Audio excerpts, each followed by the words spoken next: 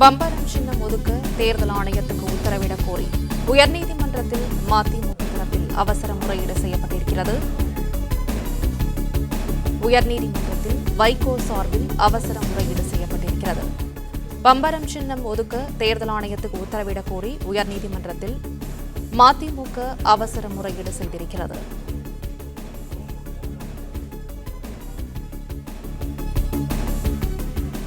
மேலும் விவரங்களோடு செய்தியாளர் ஆனந்த் இணைப்பில் இருக்கிறார். ஆனந்த், வணக்கம். விவரங்களை பதிவு பண்ணலாம். வணக்கம்.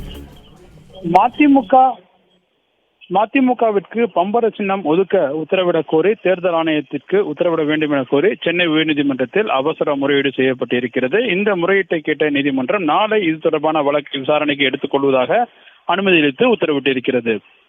திமுக தலைமையிலான கூட்டணியில்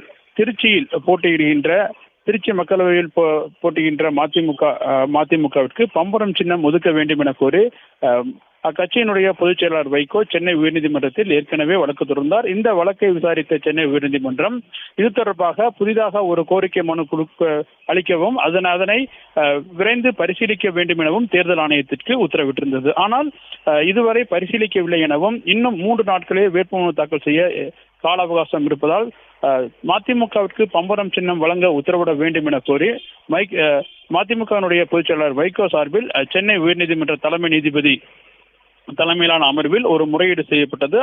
இந்த முறையீட்டை கேட்ட நீதிபதி இது தொடர்பாக மனு தாக்கல் செய்யும் பட்சத்தில் இந்த வழக்கினை நாளை விசாரணைக்கு எடுத்துக் கொள்வதாக அனுமதி அளித்து உத்தரவிட்டிருக்கின்றார்.